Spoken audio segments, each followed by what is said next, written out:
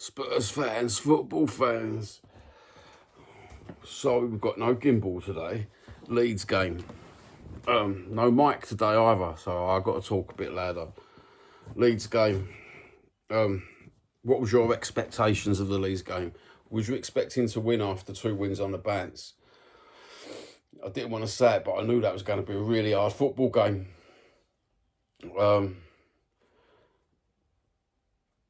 I had my doubts in the first 20 minutes of the game whether we could pull off a 3-0. And then I got positive. I thought, no, we will march on. We will do something special. An absolutely sublime goal by Tell. An inexperienced clearance from the penalty box by Tell as well. That's just youth. There's no point YouTubers and social media vilifying this geezer like they have done again. They got a penalty, they scored a penalty, and the crowd went flat. Absolute flat. White Hart Lane used to be hostile to opponents. It used to be hostile to the opposing team. Now, flaccid. Flaccid, limp dick. It's like you shot your bolt and go have a fag now and just stand there with my phone. The camera panned round the Tottenham Stadium, because it's not White Hart Lane. A lot of people call it White Hart. It's not White Hart Lane, bro. You're walking on the rubble of White Hart Lane. That Tottenham Stadium, camera panned round, and it was full. Now, I'm 52, right? But I've got life in me, bruv. I've got fucking life in me. It panned round to these 50-year-olds to 65-year-olds age group, yeah? Hundreds of them, absolute hundreds of them. And then it panned round again. Then it panned round again. So I got a good view of yous all. You limp dick fucking... What, didn't you want to have that extra beer because the wife would go and fucking get on your case? Didn't you want to fucking be a bit boisterous and cheer your team on? People will say who's been to the stadium, oh, but it was loud. Do you know what? When that camera panned round, about 3 minutes after the penalty, bruv, that was absolutely fucking just... It was sterile. It just showed that they need more youngsters in there, in the better quality seats. You give the youngsters cheaper tickets and you put them in the shit seats. Unfair. And it just shows you the demographics of the working class. You might call yourself working class, but some of yous are more affluent than anything else now. You know, some of yous are on £250 a day. That's not working class. I'm talking about the bus conductors, the people who sweep up and clear your shit, the young boys who work in McDonald's and all sorts of jobs, the young girls who fucking waiter around you and stuff like that. I want to see those people, you know, because what I'm seeing now, I want to see the cab drivers, the mini cab drivers. I want to see the Uber, bro. I want to see the Just Eat driver. I don't want to watch these geezers in their 600 fucking quid coats anymore. But what's the percentage of the demographics of this Tottenham Stadium that are pure come from White Hart Lane? Because that's a 60,000 seat stadium. Don't say you all went White Hart Lane at the same time in 1990, whatever. Because do you know what? For a fact, you didn't. Because if you was White Hart Lane, bruv, you'd been screaming. There was people there screaming. I've had friends who go there screaming and get told to calm down, mate. Calm down, mate. You know what? Take your fucking affluent and your sterile accent and fuck off back to South London. Because it brands me off, mate. It makes me wild to think that fucking... When we needed the 12th man, it all went quiet. You can love me or hate me for saying that. I don't care. James Maddison come on the last 5 minutes and ended up playing 25 minutes. 30 minutes added on extra time. Did I think that first Tell scissor kick in the penalty area that gave Leeds the penalty? Do I think that was bang on? Do you know what? I have had enough of footballers acting. Yep, fair play. He put his foot above the geezer's head, but the geezer run into it, knowing it's not a spur of the moment thing. You knew what you was doing 3 seconds before. You run in, right? I'm not being funny. If someone does a scissor kick, I'm not going to run in there, bruv. Head first. He run in there head first on purpose. Come on, let's face it. That's my take on it. He ran in there and he held the top of his head when the boot went on the side. You know, like what's all that about? What is all that about? But that's the same with Porro. Pretending he got kicked in the nuts when you got kicked in the gooch, bruv, and you're holding your nuts. And talking of Porro, he had the most piss poor game ever. He runs like a council tap, hot and cold. That right hand side, Muani played some blinding little moments, done that chip over. Richarlison couldn't finish it. That's another player we'll get onto. But Porro, are we seeing who we need to sell now? Do we need to sell Porro on and get a proper right wing, right man who can do the job properly? Because some of them balls he was chucking in, bruv. Come on. You know, the percentages and everything else of him getting the ball onto someone's head, they ain't there, are they? Hot and cold. Hot and cold, that geezer. Richarlison, the finishing, he's getting old. He's getting on now, Richarlison. This is what people don't realise. He's getting on. The mentality might be there, but the finishing, it's a bit. Considering we've got the World Cup round the corner, you'd think this boy would be on it, wouldn't you? But no. Another one, hot and cold. And I don't like to say that about Richarlison because he's a great character. He's done well. He's got 19 goals now, a couple in the relegation scrap when we really got into it. Is he going to keep us up? On the basis of last night, we can't rely on him. We've got to rely on Van der Ven again. Tell again. And why I say relying on Van der Ven, there's goals in that boy. Use him. You know what I mean? But he can't keep running up and getting into positions because he's fucking left back defender, bruv. So we're stuck. We are stuck for players again. James Maddison come on.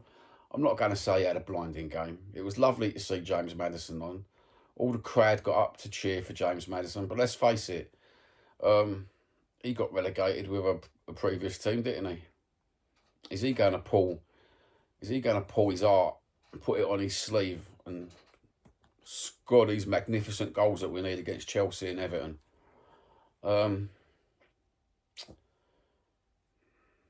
We're not safe. My expectation is that it could all go downhill fast. Judging by the way the crowd turned, the toxicity online as well, by the way that turned, everyone was positive, and then all of a sudden, as soon as Tell made a mistake, everyone vilifies the guy. It's his fault, it's this, it's that. Do you know what? I just want the 12th man to be canted. And as I said, this is coming from White Hart Lane Art, right? We never gave up. We continued to march on. Yous lot, nowadays, stop marching. And I don't mean everyone. I'm talking about the demographics, what I see panned around a certain two stands, yeah? There may well be other people being lad. But when you're lad by yourself, or there's 10 of you being lad, or there's 12 of you being lad, it's not enough. All I could hear was the Leeds. You know, it was all right listening to Yid Army, and then that penalty come, bosh. Straight away, fucking everything went down the pan, didn't it? I'm not blaming the fans for the loss or the draw. I'm not blaming them. But I've got expectations. I've got expectations from yous lot. I can't do it. I've been priced out the stadium, bruv. I've been relegated to the fucking armchair. So I'm relying on the match-going fans, the people who stand on the terraces in the fucking rain, the cold, to do something. I've got expectations of my football team to do something. And when they feel a bit frail, when they feel a bit low, I'm expecting the crowd to pull them up. That's my expectations because I'm White Hart Lane, bruv. White Hart fucking Lane. But do you know what? That stadium's got to become a fortress again. Maybe the years upon years of suppression by Enoch, and this is what's happened. Slowly but surely the demographics change. These people who've got these 600 quid fucking jackets on and the fucking, oh, look at me, I'm fucking 65 years old wearing Stone Island, bruv. Perhaps you just got too much money in your pockets, Dan. Wayne, you're Dan now. You know what I mean? You couldn't jump up and down because your wallet's too fucking fat. Terrible. And I ain't tarring all the stadium with the same brush because I know there's parts of the stadium that sing loud and sing proud. Yeah. In fact, there's a couple of brothers who I know when they do their videos, they're surrounded and they're singing loud, singing proud. And it's good to see that. You know, it's good to see them being vocal. They're like the old school Tottenham fans, aren't they? We are Tottenham, the two boys. When you see the videos, it's nice, it's heartwarming. You know what? We're going to find it hard. Everton and Chelsea, mate. We've got to drag ourselves. Do you know what? That Leeds game was a win. We had to win that. And we didn't. We drew. So we're 2 points down. We could have been fucking...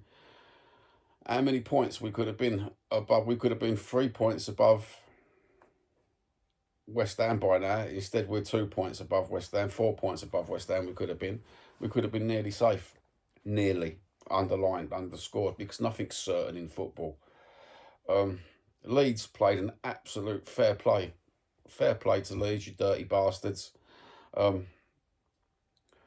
You know, they're good at dark arts, and I knew they was going to come at us ferocious. Even though they were safe, I knew, because they're a ferocious team from a ferocious part of the world. They've been eating their Ovis, lad. You know what I mean? They're walking on cobbles, bruv, up there. The fans were singing. It's a game of football. But now it's getting towards the end of the... Well, it is. It's the end of the season. And we don't look mentally worn out. We don't look physically worn out. We just look frail. Really frail. It's like some of our players, like, when something happens, it's like they get so disheartened. And you know what? I'm fed up with seeing Porro. If something goes against him, he stands there for 2 seconds with his arms up like, no, bruv. Don't stand up for 2 seconds with your arms up. Get on and do something. If they knock you down, get straight back up and run at them. That's what I liked from the last 2 previous games. They was fighting for each other. There wasn't that much fighting for each other last night, was there? Right. The first half was absolutely lovely to watch. In reality, we was good at passing. We passed the ball well. We was sort of fighting for each other. We was every time Leeds got the ball, we took it back off them. But that second half, mate, after that penalty, it just sort of pitted off like a Chinese firework, a Chinese £2 firework that you light the fuse and it just goes. There was nothing. James Maddison come on, lifted the crowd, and the players seemed lifted. Whether it was James Maddison or the crowd, or was it a bit of both, it lifted the players a little bit. And you had the last knockings of that football game where you thought you was going to do something. You know, you thought, oh, we're going to get a last minute goal here. Was that a penalty at the end with James Maddison? Now, my pal said he watched it 10 times and he said that's a penalty. Then I've seen another Tottenham fan say to me today, I watched it 10 times and it weren't a penalty. He got a little touch on the ball. What do I think? I didn't expect anything of VAR or PGMOL. Didn't expect one thing of them because, as far as I'm concerned, they're corrupt. Absolute corrupt. I don't expect anything of them. So I've got no, whether it was a penalty or not. When I first see it with the own eyes, I thought penalty. He's knocked him over, penalty. We've got the goal, 2-1, we're going to be lucky. As soon as that 5 seconds after the incident and they say, oh, it's gone to VAR, then I've got no expectations with them. I'll just discount it straight away now. Beautiful game has been killed off with these decisions that take 4 minutes to take and it's not just us, it's West Ham, mate. So I'm not being salty or jealous, because if West Ham won or got that point, right, then if they drew with that disallowed goal, right, I am as much angry as the Maddison decision as I am at the West Ham decision and the previous decision against Burnley, the previous decision against Wolves, the previous decision against Leeds, the previous decision against Man United, the previous decision against fucking Man City. I am angry for it all. I think they're a bunch of shitbags, right? Them PGMOL have made themselves indispensable to football, right, with regards to this VAR and this having a pubic hair offside, a nose offside, the touch of an elbow offside. It has become disgraceful. It has killed our football game. Mark my words, right? If this continues, then it's going to be like American football, and we're going to be stopping every 5 minutes for a 3-minute intervention from VAR. And they're going to go back 3 minutes and try and find something wrong in the build-up play. And they've been doing that. They've been doing that in football games I've watched this year. They've been trying to find wrong things in the build-up just to stop that goal being disallowed, which means to me, that's not right. You know, you can't go back 3 minutes. That's in the past, bruv. You can only referee what happens in front of you at that precise time. But now, we're time travelling, bruv. We're fucking time travelling, mate. You know what I mean? I'm expecting to see fucking Einstein fucking texting.